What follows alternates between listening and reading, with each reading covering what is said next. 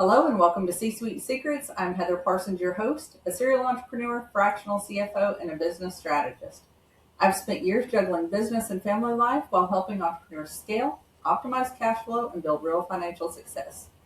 On our show, we bring you real conversations with founders, executives, and operators who actually move the needle in business. No fluff, no filler, just smart strategy, systems that work, and insights that you can put to use in your business right away. With that, let's dive right in. Today on C-Suite Secrets, I'm joined by Charles Bernard. Charles, welcome. My pleasure. Thank you for inviting me, Heather. Thank you so much. I'm glad you're here. Really looking forward to our conversation today. It's not every day that I get to talk with serial entrepreneurs and founders of multiple businesses. But if you would, for folks who may not know you, tell us a little bit about yourself and how you got here on your journey. Well, let's see how I unpack that in 30 seconds. I was born in Madrid, grew up in the UK. That's where the accent's from. I came over on a one-year contract many years ago, and here I am, American citizen, father, very amicably divorced, have another partner that I adore, Laura. She's just my inspiration. And I run two companies here in New York, in the US. One is Criteria for Success, which is a sales consultancy. And the other is more recent, founded right after COVID, called Calavia, which is software as a service. I love it. That's a wonderful introduction. I love that, whenever you and I talked before, we talked a little bit about managing these multiple companies. What does that look like from a day-to-day perspective? I know for me, it's a lot of hat switching, so I'd love to hear your perspective as well. Well, certainly with the startup, which it still is, a lot of hat switching. Everyone's pitching in, and it's hard. I think the hardest thing, Heather, is just being able to separate the two and not have the two companies fortunately work together and feed each other business. And so I have members of each team working together, but running the two companies, I think the biggest lesson I learned was developing a team that can manage up. It's exhausting to chase and herd cats. And I'm sure you've heard it before, but having a group of leaders that can tell me what to do. When we interview people and they infer or ask directly, what do you want me to do? My answer is, we don't hire people to tell them what to do. We hire people to tell us what to do. I love that. And I think that's super smart because as an entrepreneur and a busy business owners, we don't have time or the bandwidth to make all these decisions.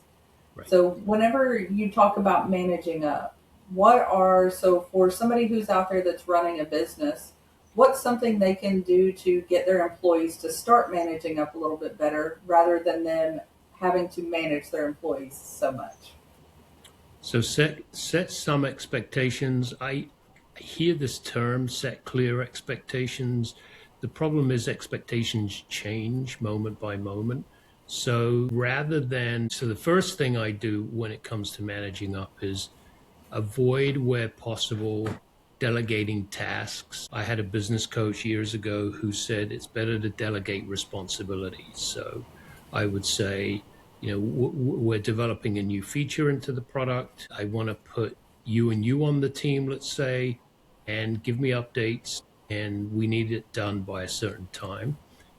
And then obviously I'm kind of sugarcoating. There's a lot more details, but give people the parameters and then let them figure out what they need. The other thing that we did actually by accident, and it was during COVID, because we went from a physical office to a remote office, and we've stayed remote. We have people around the world now. We have a daily huddle, and that just allows people to check in and be accountable. Our new product has a goal setting module where we actually review goals weekly in our operations meetings. But during the day, it's just really good to hear day-to-day progress. And that's where people will ask for advice or help or resources. So those two things are kind of like the basics, but they make a big difference. I like it. I think the more that we have touch points with our key leaders, the easier it is to have our finger on the pulse of what's actually going on and where we need to make some adjustments. I think that's great. So, with the two businesses, what are some of the challenges that you find going from one business to the other, or similarities that you see between both businesses? So I think the first thing is business development. It's where at all possible, there's I can't get away from business development. I mean, we're a business development company, we're a sales consultancy. So myself being involved in working to close deals, many cases actually find deals. When there are two companies, um, I have to keep reminding myself, what is the buyer interested in? Does the buyer want consulting and coaching, or does the buyer really want just the product and they don't need that level of service? So the two companies, as I said, are very connected. So maybe I should explain what I mean by that. The consultancy firm will work with leaders in their sales teams, what we call revenue teams. So that's a big distinction because we talk to people who are involved in revenue generation. So you would think that's just sales, but it isn't. It involves marketing, it involves operations. So when we're working with our buyers to sell the consultancy, we always pull in the software as a service platform because that's setting a lot of the structure around what we do. So lead generation for the consultancy tends to have a longer time horizon. The deals are more complex. The software as a service, I don't really need to be that involved because it's more transactional.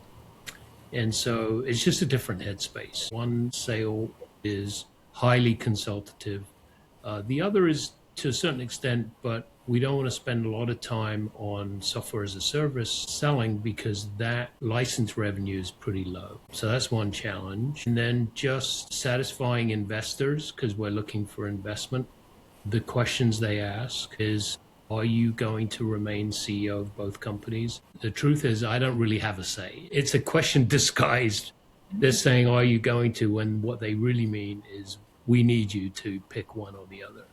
So you caught us at an interesting time where we're looking to transition me out of the software as a service company or keep me there, but transition me out of the other. So that's the big debate right now. Which one do I transition out of? Which one am I needed in the most?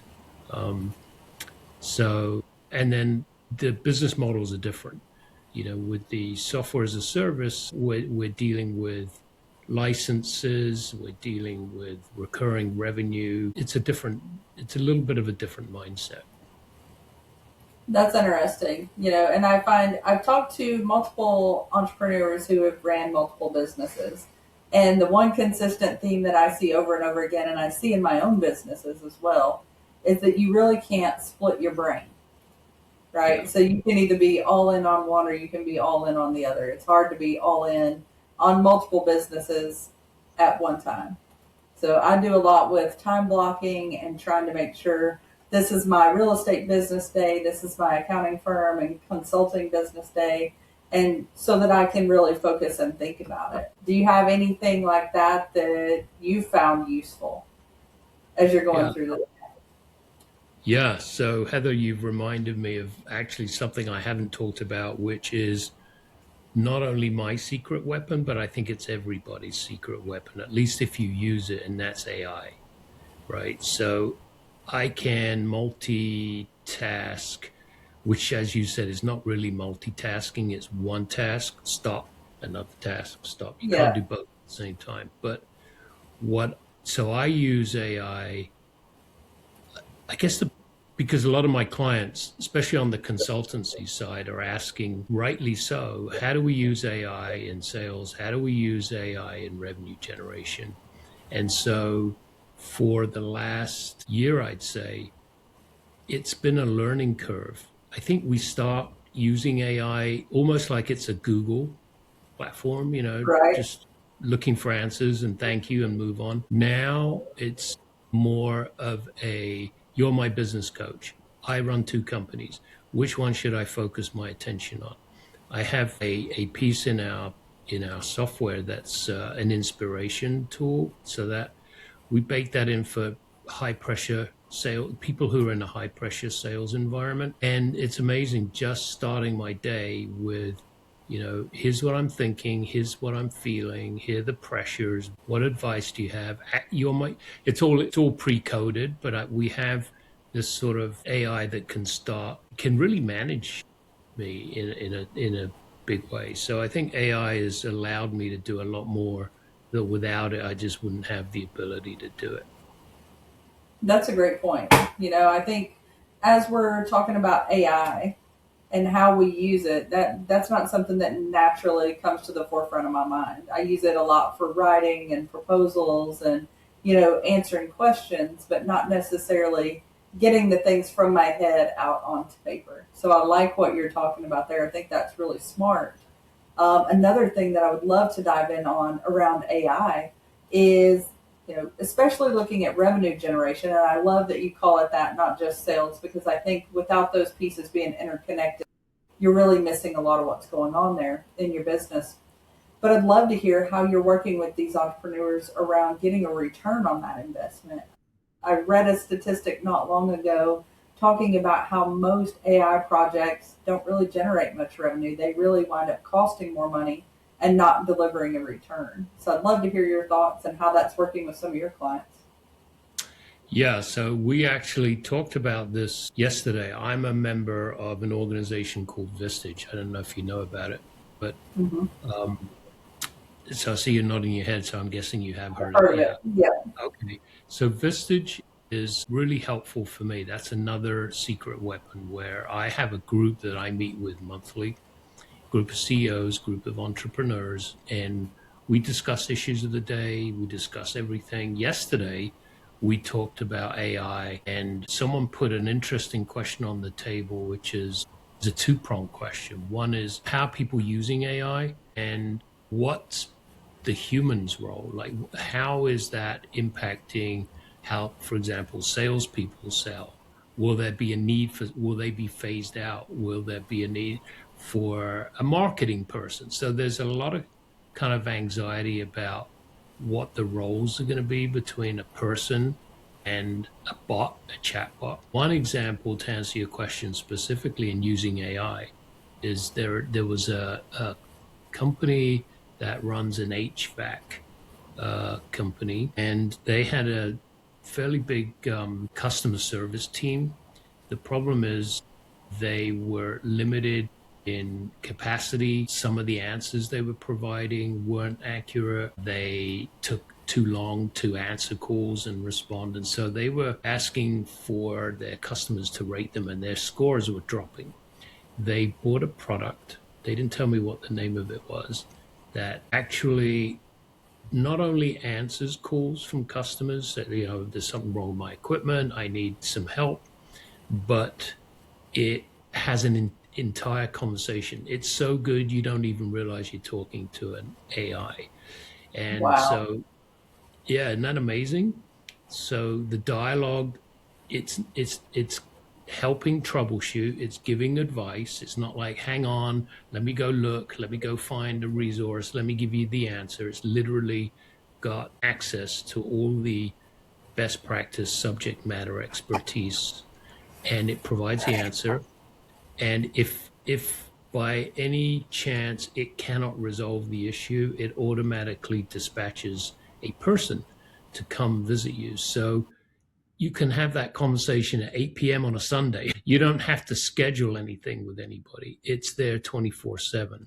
And apparently their response rate is literally close to 100%. And their scores Wow. went from, yeah, I think their satisfaction scores jumped by like 20%. It's just amazing.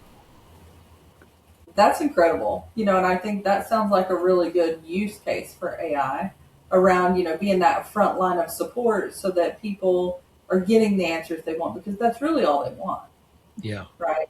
And to your point around, will we still need sales or marketing people?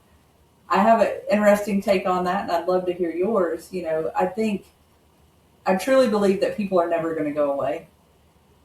I think that we're just going to have to become more efficient, and people who understand AI and get on the bus are going to be just like in the .com boom that I went through as a professional and starting out in my career. Same thing. People who kind of got in early, there's a lot of money to be made. There is a lot of opportunity to be had. You just have to be willing to be a leader in that space and retool yourself, because nothing's going to stay the same now that we have AI. Couldn't agree more. Still question how. So if I look at the trajectory of selling and buying, which is what I focus on, it's the needle has moved away from the salesperson towards the buyer. So so again, from yesterday's conversation, we were talking about, my passion, which is obviously sales. And someone said, but what about the art of the deal? And what about the art of persuasion? And what about closing tactics? And my view on that is the train's out of the station. You can't stop the AI being able to do that.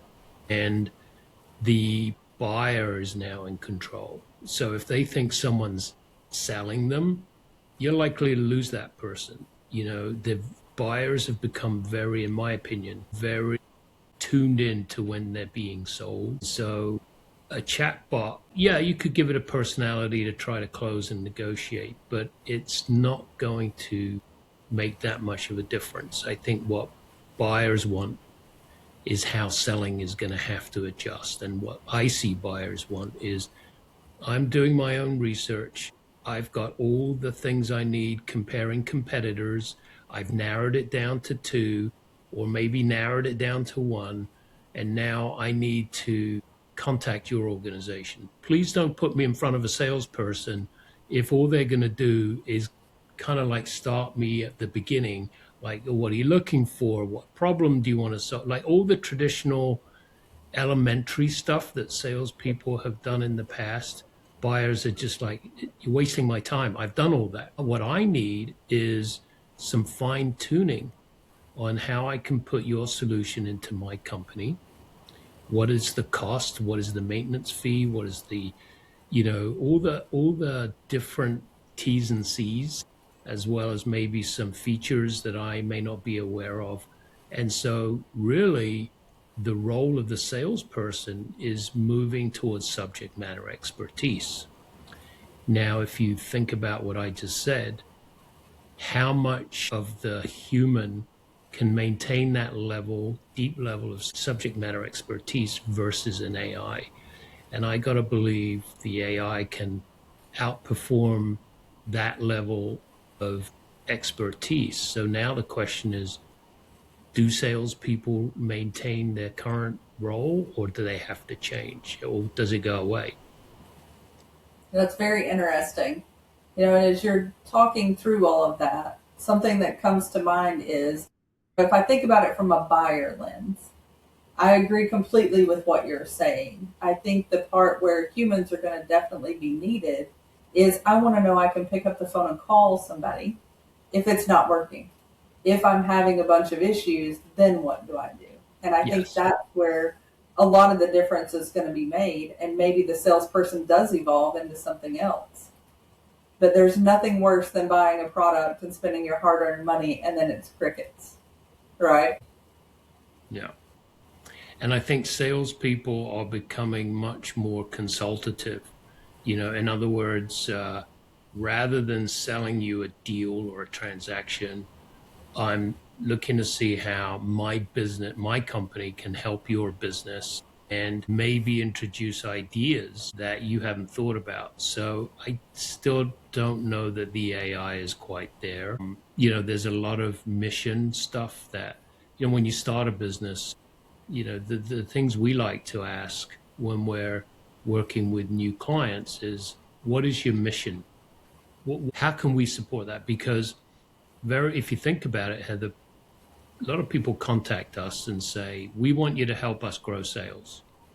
We're not usually this blunt, but we'll basically say why. Well, because we need to make more money. Okay. Is there more to that? And inevitably, people tend to fall into two camps, two domains. One is they're sort of survival driven, like if we don't hit our numbers, something bad's going to happen. Or the other is we're doing okay and we want to grow. And so it's more of a growth mindset than a survival mindset. And I think that's a big area that maybe even, that maybe the human being is going to stay involved in, which is why, like Simon Sinek says, start with why. It's like, Yep. why do you exist? Why do you run a company? What are you trying to accomplish in the market? So, if you've got an AI answering all those questions, you might as well just have your AI run your company and you're on the beach. Right, exactly. The beach sounds like a good place to be. But, I like what you're talking about there, especially with the two different types of people. And when it comes to, are you somebody who's really trying to grow and have a more evolving, bigger mindset, or is it more of a scarcity mindset? Yeah. I'd love to hear your thoughts on working with those two different kinds of entrepreneurs as they're trying to grow, and what does that look like? So I'm going to throw a curveball at you. Let's hear it. Even though I said there are two types, I really misspoke, because most of the time, and I'm including myself in this, we're the same person, but sometimes we operate in a scarcity mindset. Sometimes we operate in a growth mindset. So when there's lots of money in the bank and we're profitable and we're growing, not a lot of scarcity. When we lose a big client, we lose two big clients, or the economy takes a hit with COVID or a financial crisis or something, then we get into circling the wagons and protecting and cutting costs. So I think the issue is really meeting people where they are, and they'll oftentimes switch between one or the others. It's hard to say one company is this mindset versus that mindset. So I didn't want to create that impression, because I think being able to help people maintain a growth mindset, even in difficult circumstances, is where a human being can oftentimes help, because an AI is going to say, well, you need to cut costs and that's it. And I don't need to justify why I'm telling you that. That's what I'm programmed to say. Whereas a human being, certainly a consultant or a leader, would be able to say, yeah, I know what the data is telling me.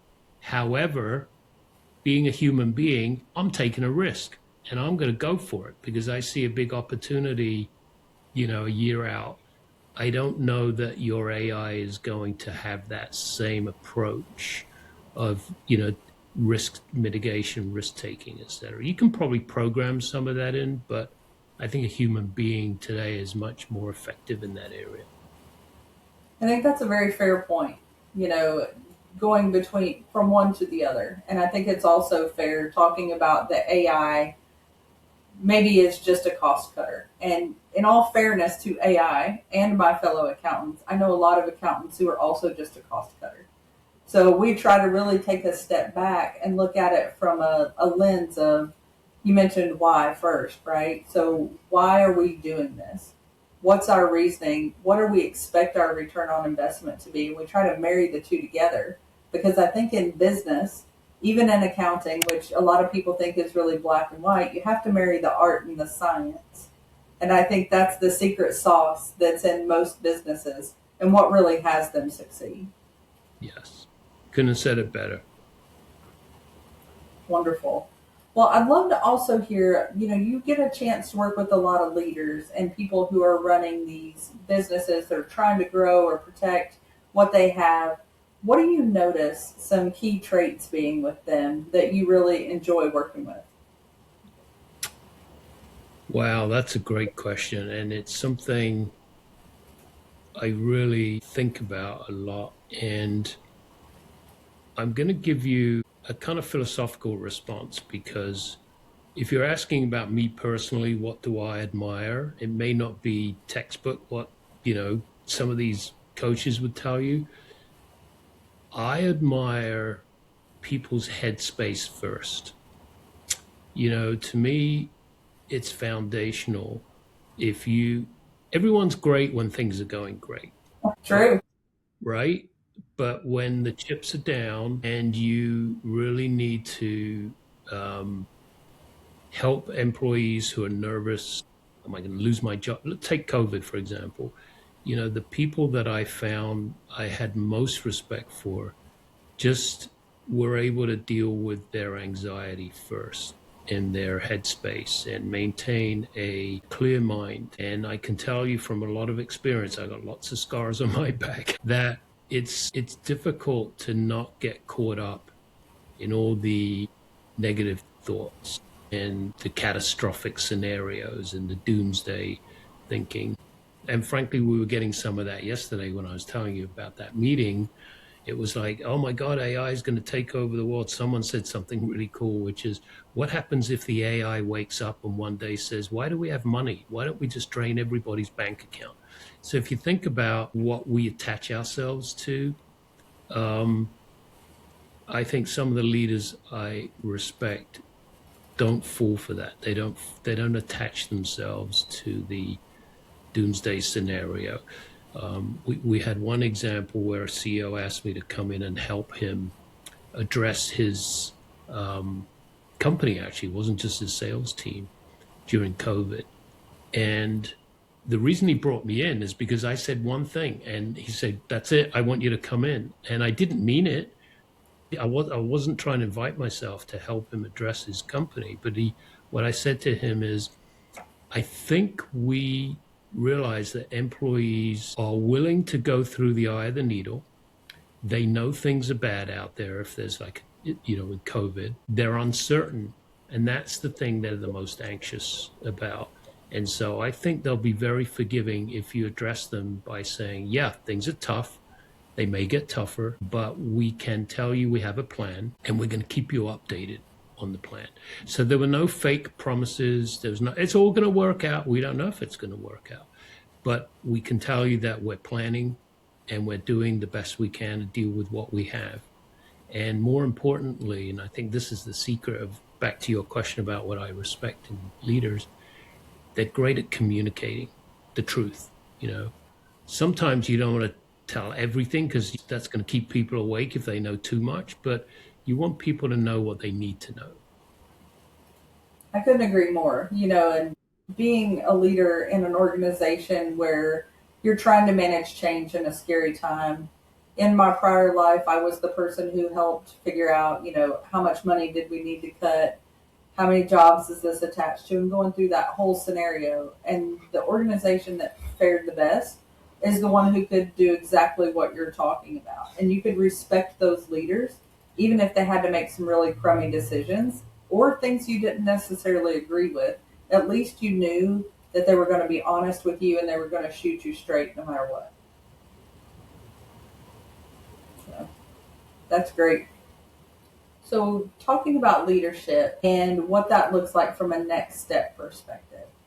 So as leaders continue to grow and evolve in their company, where do you see that they usually need somebody like you to come in if they've reached a ceiling, not necessarily just in sales, but also as a leader and somebody who's running these businesses as well?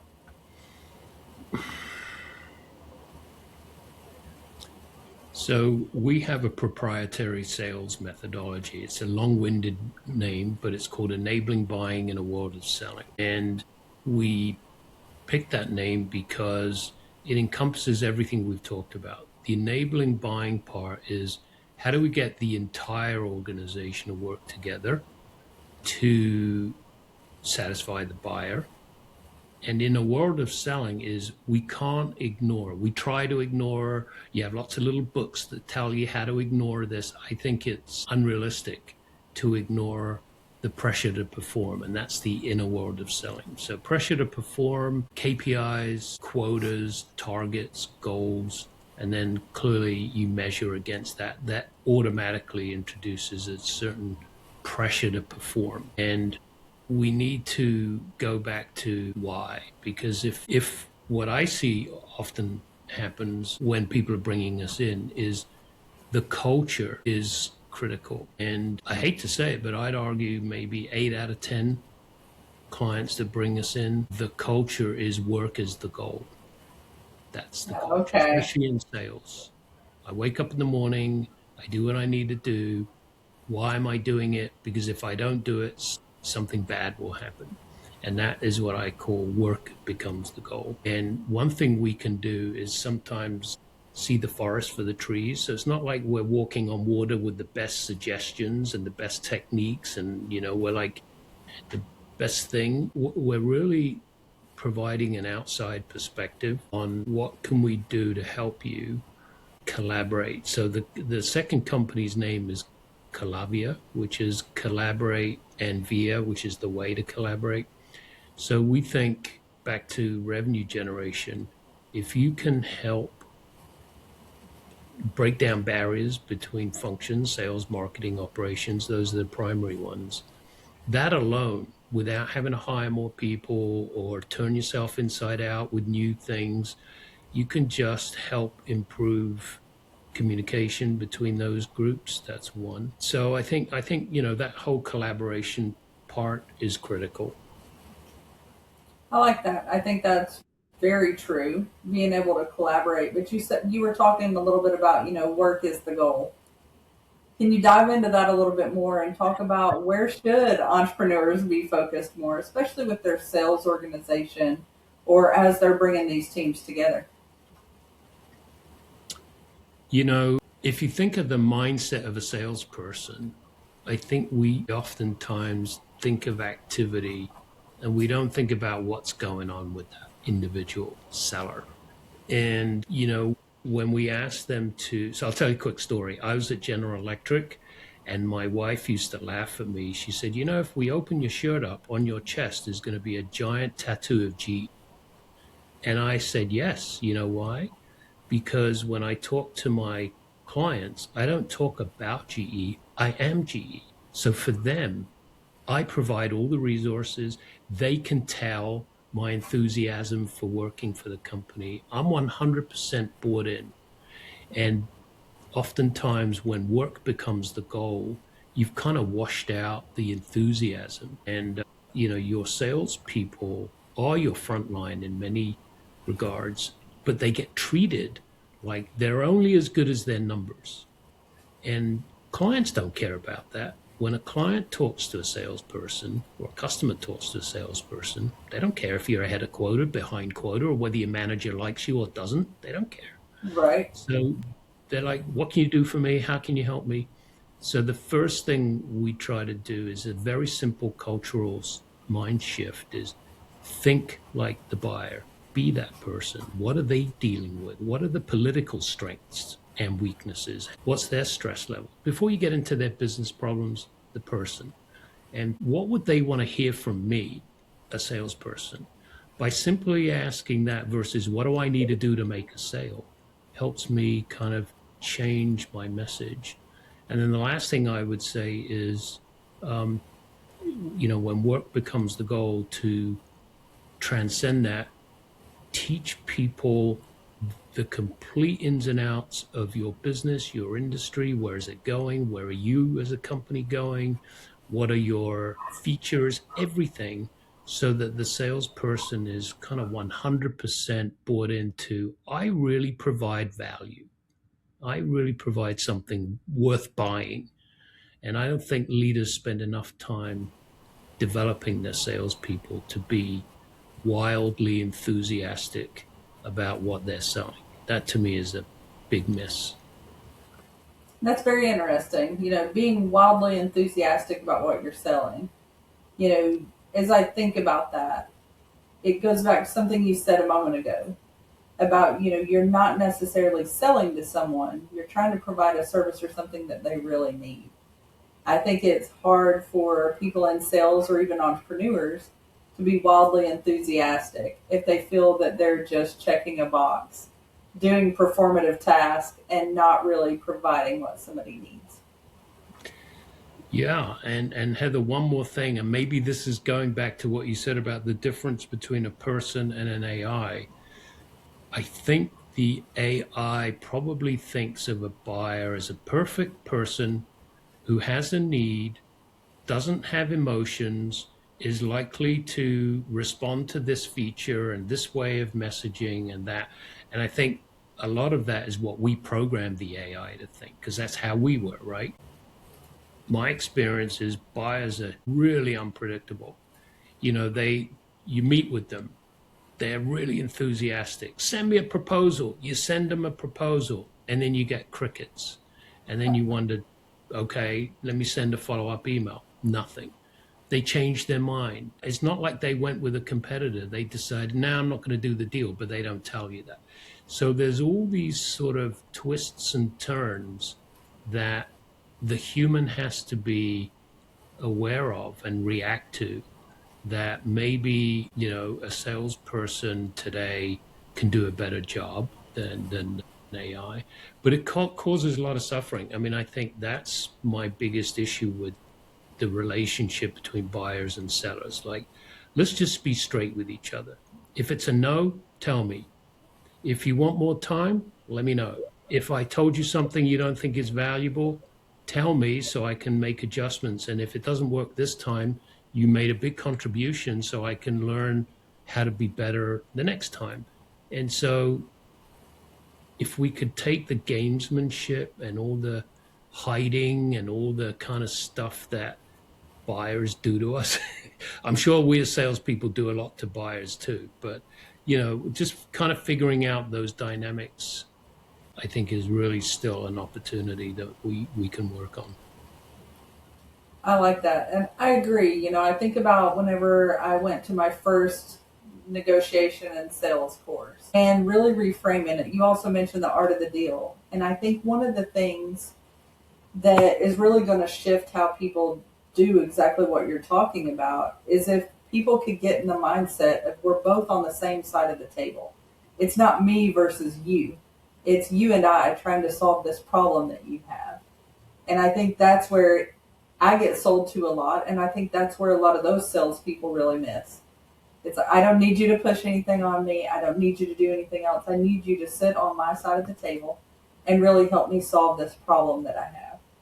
And whenever we can change that mindset, as somebody who is not a natural salesperson, who doesn't enjoy that, it becomes a lot easier because I feel that it's not an adversarial relationship.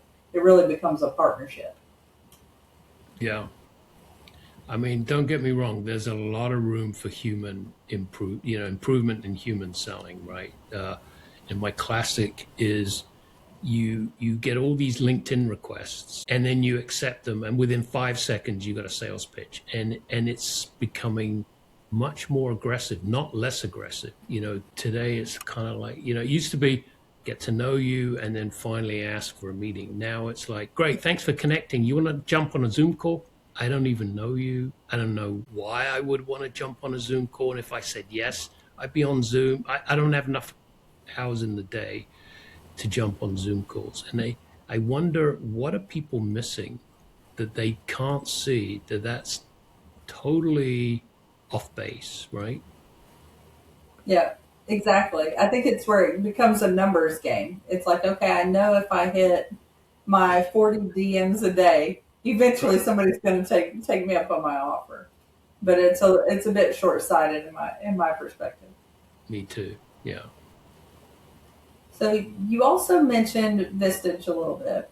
I'd like to dive into talking about leadership and maybe an advisory circle and having these advisors around you versus being in an echo chamber. Can you talk a little bit about what that looks like for you and how that's really improved your businesses? Well, how much time do you have? I'm just, my wheels are turning to kind of give you a short answer, but a meaningful one. So I've been in Vistage for 20 years and my business has gone up and down, and and the group has new members, they come and go.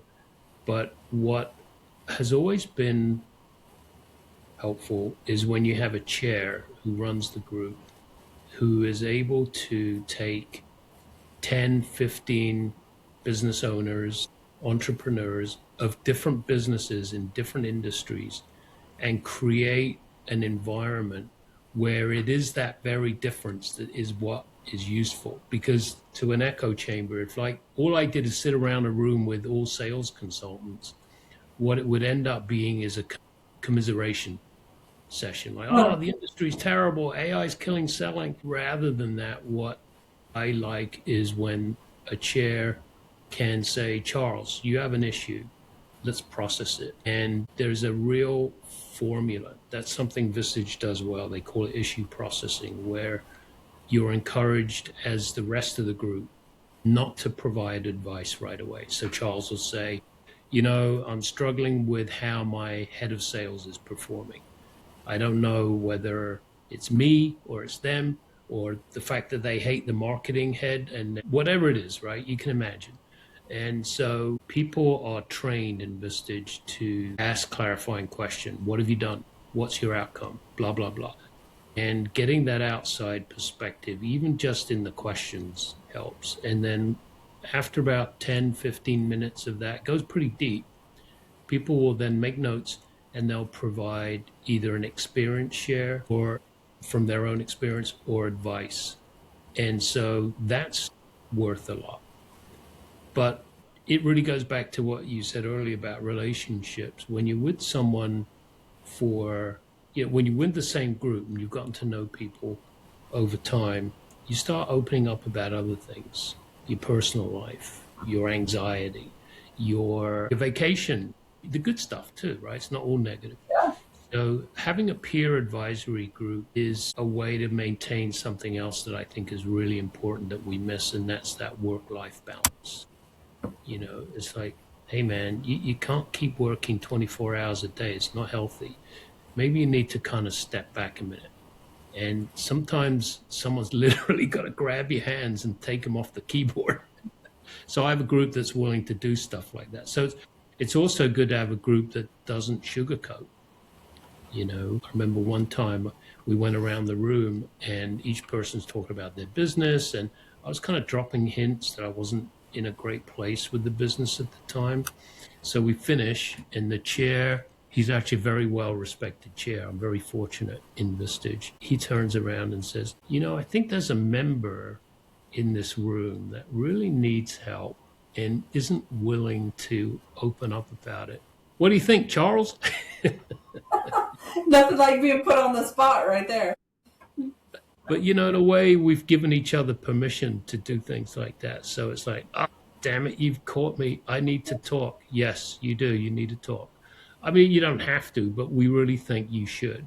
And so at that moment, I did open up, and it was scary before I did it. But then when people show you the love and the empathy and they say, listen, I was right there. And if I'm not right there, I know probably, it'll be my turn next. So having that relationship of trust is something that I haven't found in many other quote networking.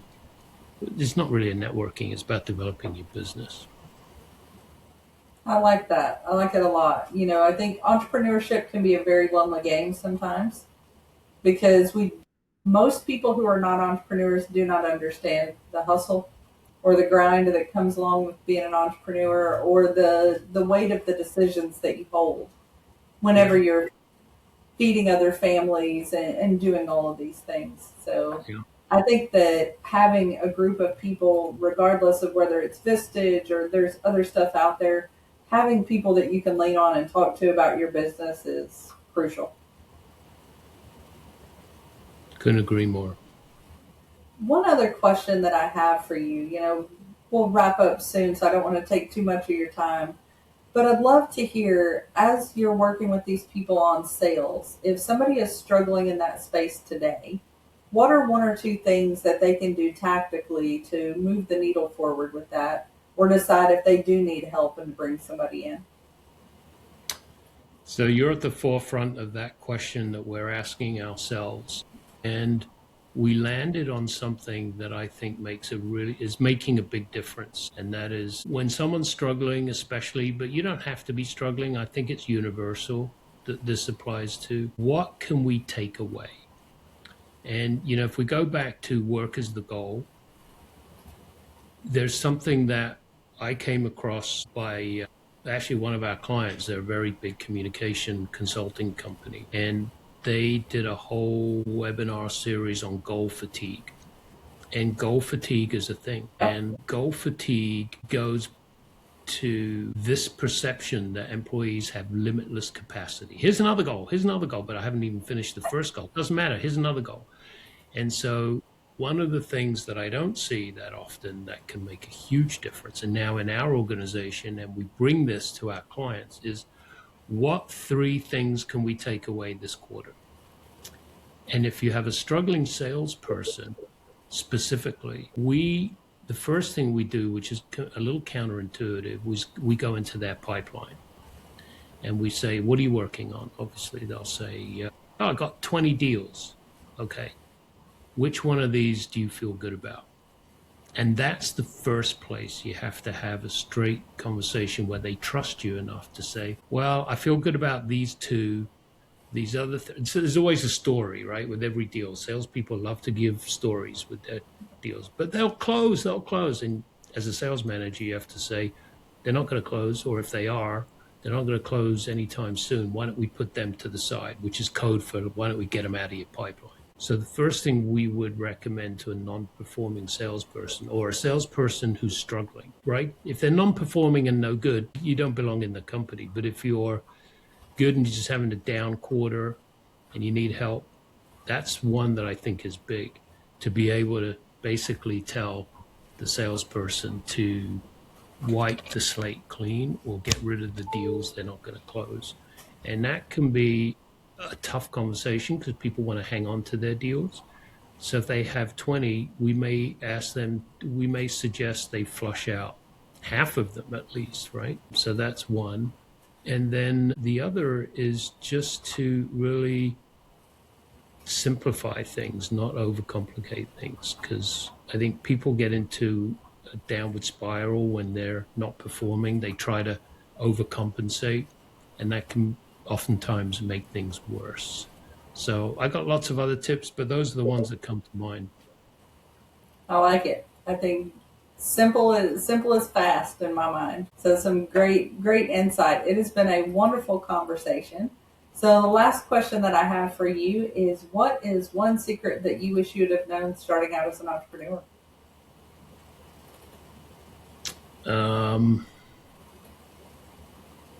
Don't try to take on too much, and don't be a bottleneck. I think oftentimes if you have a team that is waiting for a decision, back at GE, the one piece of advice I got that I loved was from my president of my division. And he said to all of us, err on the side of action. When I first heard it, he had to repeat it. I'm like, what side? He said, make mistakes, but take action. The worst thing you can do is sit down and try to overthink everything. So that's the thing I'd love to have learned, not get things perfect before pulling the trigger. Very great insight and good information. Before we wrap up, Charles, I'd love to know if our listeners want to connect with you or learn more about where you're working, what is the best way for them to reach out to you? A couple of ways. So LinkedIn is always the best, Charles Bernard. I believe if I look at my LinkedIn address real fast, it's a pretty unique one. It's Charles Bernard 1. So I was an early adopter, so I got a good URL. I'm on YouTube. If you just Google me, you can get me. Or another way to get me easily is through my website, calavia.com. So thank you. It's been really interesting. Yeah, thank you so much. And thank you to everybody for listening to C-Suite Secrets. If you have found today's conversation as valuable as I have, be sure to hit that like and follow button and share with somebody else who is building a business. If you want more tips on how to grow your business between episodes, you can check us out on Facebook at C-Suite Insider or on Instagram at Heather Parsons Official. Until next time, keep growing, and remember, you don't have to do this alone.